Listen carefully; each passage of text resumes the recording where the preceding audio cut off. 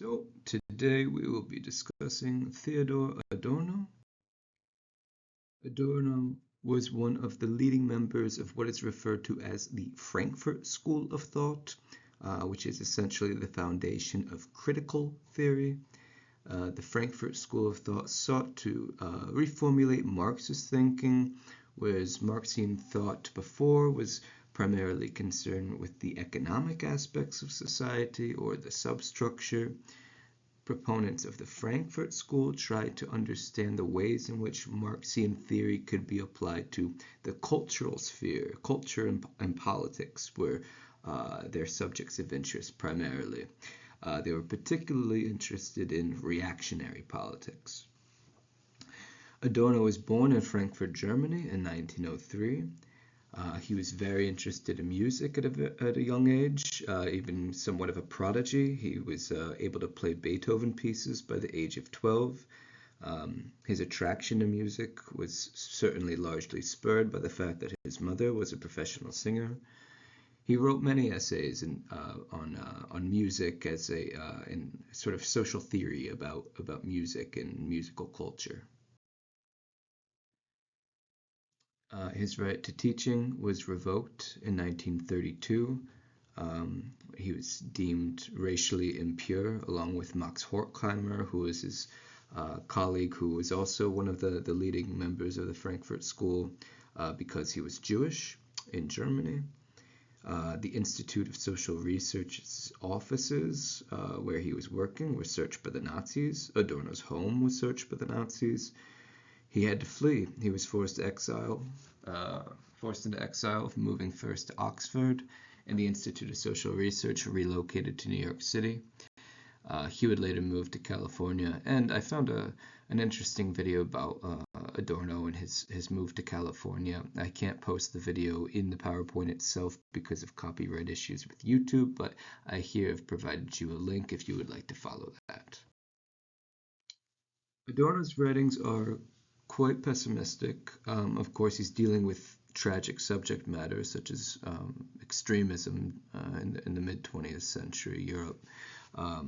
Though he also has a sort of pessimistic outlook on media and culture, which in his view he would say are also tragic subjects.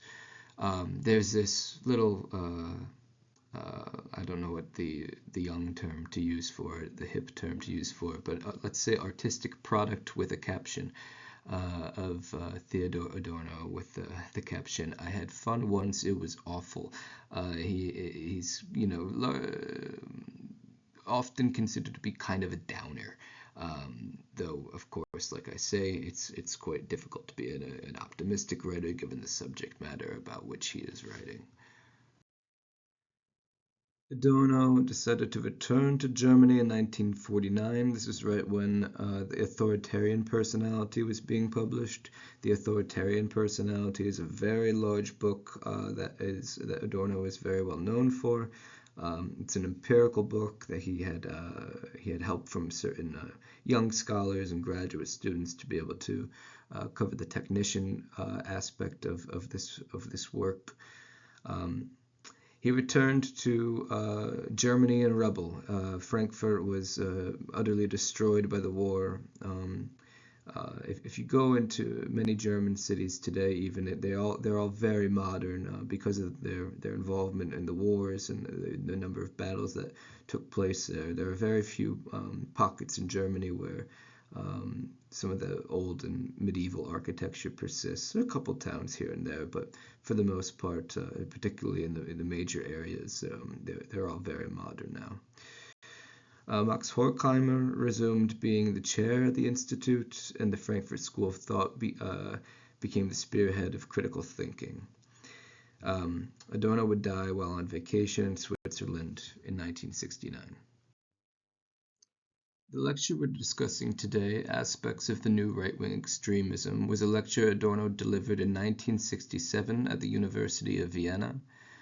Even Adorno experts did not know about this lecture for a very long time because it was not put into writing. Like I say, he delivered it as a lecture, and there was an audio tape very recently found of this lecture. The audio tape was only found in 2019. It was then transcribed into German and then translated into English in 2020. So this is a pretty new work in social theory, even if it was a lecture delivered about 50 years ago.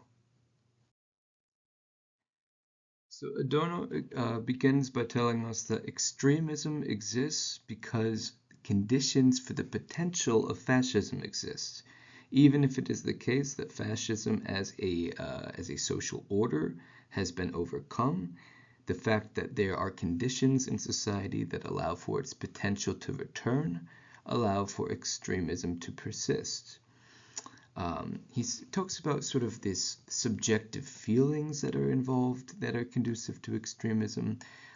For example, the feeling of being potentially unemployed is one thing that he covers.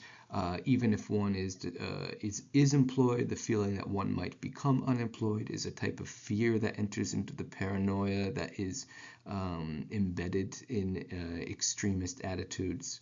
It is worth noting that in contemporary literature today on political extremism, what is known as the deprivation thesis is often invoked. The deprivation thesis suggests that radical support for radical parties is sometimes associated with unemployment or fear of unemployment, as well as having a low income or a fear of having a low income. Fear and paranoia rest at the center of the extremist character. There's a fear and paranoia of what could potentially come, even if you yourself are in a powerful, advantaged, prosperous situation. With this fear, there is this desire to reach for sources of authority, to reach for a sense of control that will help stop this oncoming development that you fear is coming, even if the fear is unfounded. This source of control could be found in the form of strong leaders and extremist parties. Adorno tells us that young followers who have experienced the collapse of the Reich in their teens, if they were teenagers in Germany in the early 40s and mid 40s, they develop this feeling that Germany must be on top again, as he writes. There is this feeling that one's nation is not receiving the respect that it deserves. It is not in the position that it should be. There's an identification with Nazism, he says, even if not, the Nazi system itself no longer persists in terms of it as a government. There is still a social identification, a social feeling, an allure toward Nazism. Sociologically speaking, Nazism is present in the consciousness and feelings of identification of people, even if it is not in place as a government system. He then talks about a bandwagon effect. I'm going to read from page 12. He says, so people want to have support behind them, and that explains the major role of the so-called bandwagon effect, as the Americans term it, namely that these movements always act as if they have already had great successes and attract people through the pretense that they offer guarantees for the future and have all manner of backing.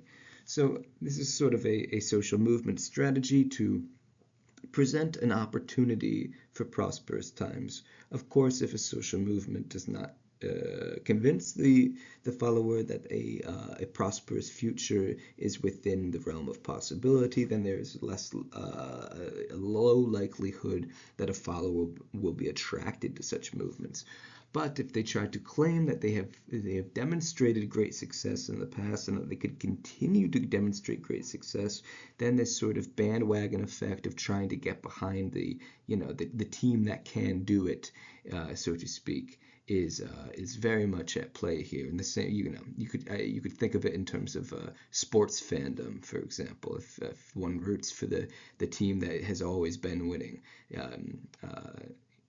It's a kind of similar dynamic in which a party will try to present themselves as those who have a pattern and consistent history of winning. Therefore, the future can be in their hands and offer a better life to its followers. There's also a fear of losing a national identity that Adorno writes on the same page. And this type of fear of losing one's national identity is very important in terms of being attracted to movements that will try to overcome the present moment that is creating so much disappointment and fear in one's life. Adorno writes that these extremist movements should not be so flippantly dismissed solely because they might lack intellectual strength. Perhaps, he might be thinking of certain intellectual colleagues who will flippantly dismiss these extremist movements because they don't have much theory or any sort of sound arguments within their party slogans. This is a mistake. Even if a movement sounds dim and sounds, a little bit silly in what they're saying, and that doesn't mean that they're not dangerous, and that does not mean that they're not effective. The success of these movements, he says, involves a sort of intelligence about techniques, like propagandist techniques. It's a rational means to irrational ends, meaning they have mastered strategy in trying to attract individuals rather than a mastery over intellectual argumentation, which seems to be much less persuasive to fearful followers. Adorno then discusses a fear of the abstract in reference to communism, saying on page 19, quote, "In the Weimar Republic, the Communist Party was very strong in numbers, and there was at least a certain plausibility in the political rivalry between the Nazis and the Communists, although the deployment of the Reichswehr undoubtedly inflated the true significance of what was called the communist threat. Today, there is no longer a communist party in Germany, and this has really given communism a sort of mythical character. That is, it has deployed completely abstract, and this has become completely abstract, and this peculiar abstractness means that anything that somehow does not fit is subsumed under this all-purpose term, communism, and opposed to something communist." So communism, given the fact that it no longer really exists, there's this idea that it exists, though it's not as tangible anymore. It's not as within our everyday lives anymore. It takes on what he says a mythical character. There's an abstractness to it, and that mythical abstractness to it, that distance, adds to its fear, adds to the fact that we don't really see it on a day-to-day basis. There is a fear from the extremist. He goes on in the lecture to talk about how extremists tend to not want to have discussions with those who are on the other side of the ideological spectrum, setting an instance between a student group that Adorno deems extremists, talking about potentially having a discussion with a intellectual who's on the other side of the ideological spectrum. The students dismiss this possibility, saying that it is not a matter of intellectual disagreement, but rather a matter of quote-unquote existential opposites. There is a unabridgeable gap between them here that is delineated.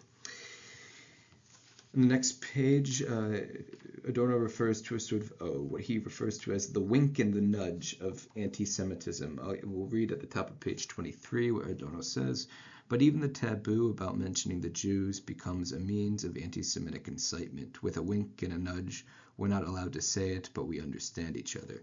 So this sort of taking part in what you are supposed to not take part in, this wink and a nudge, as he says it, there's a sort of allure to doing that which you're not supposed to do, to do that which is taboo. That it could also be found in the behavior of children, but here we have a more serious example in the behavior of extremists. I'm just going to very quickly point out that that the wink and the nudge of anti-Semitism, saying things that you know that you're not supposed to say, etc.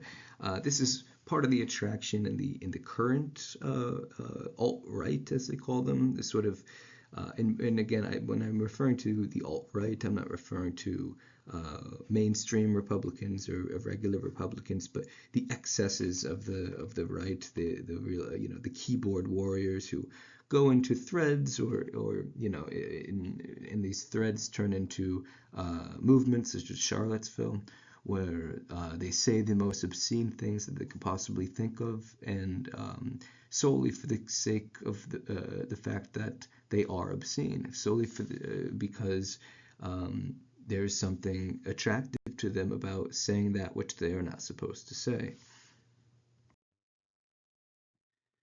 This attraction of the anachronism exists outside of these sort of the keyboard warrior culture, of course, like I said, with Charlottesville, but also in political rallies in Europe. Let them drown was a slogan that was being chanted in certain political rallies where they were referring to migrants on a raft and sea rescuers trying to save the migrants who, in some cases, do drown. Um, this sort of dehumanizing and disgusting rhetoric.